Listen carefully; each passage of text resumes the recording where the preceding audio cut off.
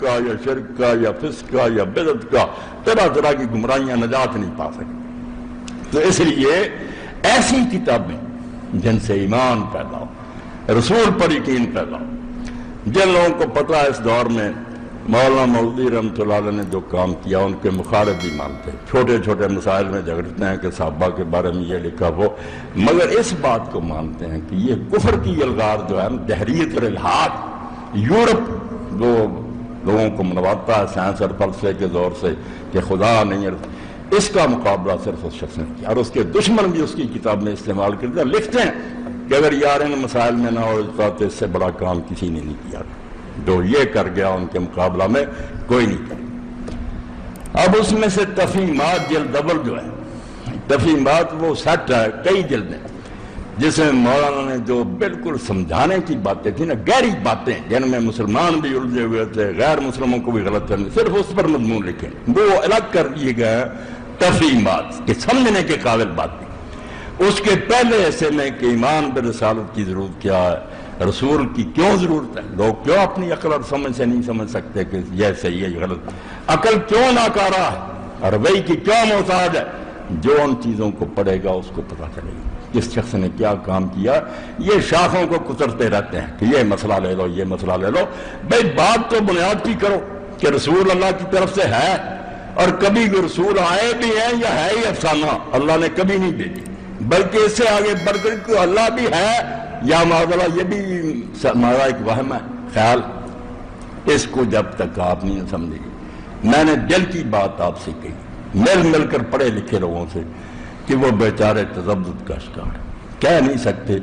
دل نہیں ان کے مانتے کہ اسلام سچا ہے، اس کی وہ کہتے مذہب تو اور بھی، وہ بھی سارے کتابیں لیے پڑھتے، ہمیں کیا؟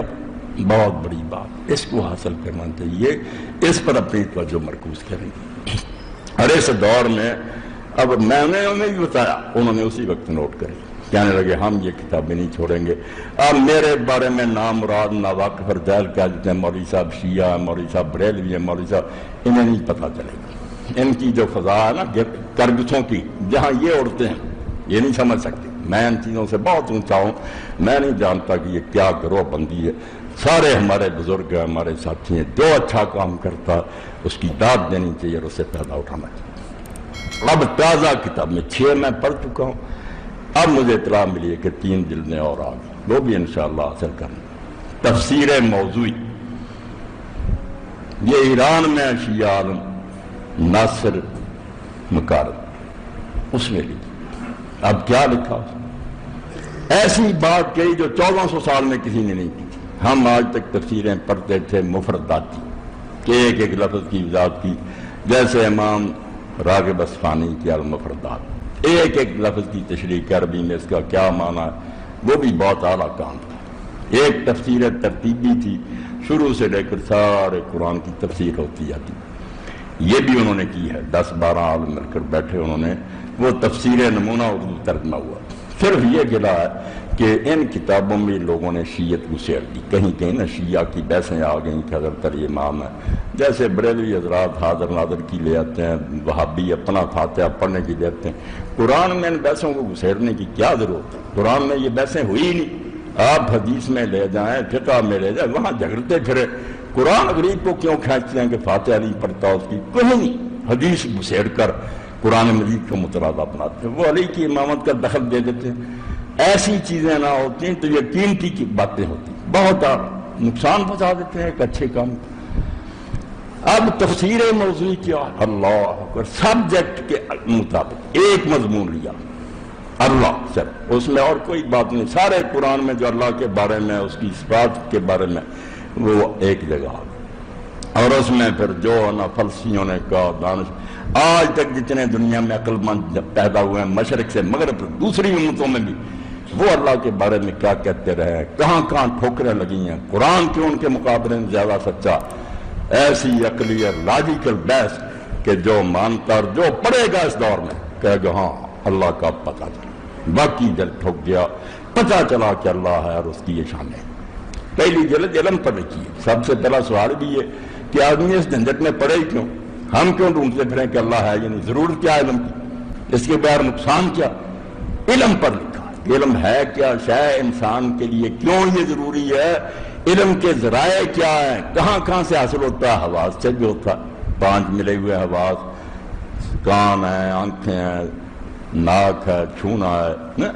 منہ سے چکھنا، ان کو حواس خمسہ کہتے ہیں۔ ایک علم کا ذریعہ تو اللہ نے یہ بھی دیا، کچھ چیزیں ہم ان سے معلوم کر سکتے، چکھ لیا پتہ چل گیا یہ میٹھا یہ کڑوا، ہاتھ سے چھو لیا گرم ہے یا ٹھنڈا، آنکھوں سے دیکھ لیا، ناک سے سونگھ لیا بو ہے بدبو ہے، حواس خمسہ، یہ سب سے پہلا سٹیج۔ اس کے آگے عقل شروع ہوتی ہے، وہ چیزیں دیکھنے نہیں آتی، لوگ کہتے ہیں عقل میں نہیں آتا، بات اندھے حواس کی کر رہے ہوتے ہیں کہ میں نے دیکھا نہیں، وہ تو سٹیج تھی حیوانوں کی، آنکھوں سے دیکھ کر ماننا 4 پایوں کا کام تھا، عقل کا تو دائرہ ہی وہاں شروع ہوتا ہے جہاں حواس بس کر دیتے، نہ دیکھنے میں آئے گی نہ سننے، وہاں سوچنا پڑے گا کہ ایسا ہو سکتا ہے، یعنی وہ عقل ہے، اور عقل سے بھی آگے پھر آ جاتا ہے وہی کا دائرہ، کہ جہاں عقل بھی بے بس ہو جاتی ہے، سوچ سمجھ سے بھی کچھ پلے نہیں پڑتا، پھر اللہ رہنمائی کرتا، خود آسمان سے بولتا ہے، کلام اتارتا۔ اس لیے 2 جلدیں تو میرے بھائیوں اس پر خرچ ہو گئی، علم کیا ہے، ضرورت اس کی کیا ہے، کہاں کہاں سے لوگوں نے حاصل کیا، کیوں ناکام رہے ہیں، وہی کی کیا ضرورت، یہ بنیادی موضوع ہے۔ موضوع بھی صاحب کا بتا دیا ایمان در رسالت پر کی ضرورت، اور یہ اور ایک کتاب مرحوم ہو چکے سید ابو الحسن ندوی رحمۃ اللہ علیہ، یہ تبلیغی جماعت جو پھرتے ہیں بیچارے ہمارے بھائی یا نیکی کرتے، مگر وہ ان کی جان تھی، ان کی طرح نہیں تھے، وہ مانتے تھے کہ اسلامی حکومت کے بغیر گزارا نہیں، وہ اولاد تھے سید احمد شہید رحمۃ اللہ علیہ کی، مجاہدین کی نسل، اور اب تک ان کے خاندان میں ہر بیٹا اور بیٹی عالم ہے اور حافظ قرآن، پورا خاندان اب تک اپنی روایت کو لے جا رہا، ان کے بھتیجے بھانجے چوٹی کی علماء۔ انہوں نے سید ابو الحسن ندوی نے خطبہ دیا، زیادہ نہیں پڑھ سکتے تو اللہ کے لیے یہ کتاب لے لے، چھوٹی، مذہب اور تمدن، یہ لیکچر دیا انہوں نے جامعہ اسلامیہ میں، وہاں جامعہ ملیہ دہلی، وہاں تھے بڑے بڑے ڈاکٹر پروفیسر سارے فلسفے کے استاد،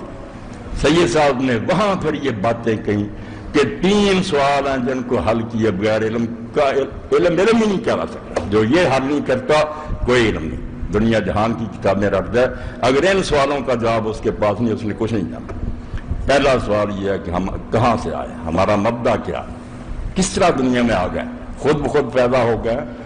مادے نے پیدا کر دیا ہے، کوئی اللہ ہے پیدا، اس کو مبدا کہتے ہیں کہ ہمارا آغاز کیا ہے۔ دوسری بات یہ ہے کہ انجام کیا ہو، ہر عقل مند ان پڑھ بھی کہے گا کہ واقعی یہ باتیں سوچ لیں گے کہ ہم جب نہیں تھے کس طرح یار اس دنیا میں آ گئے،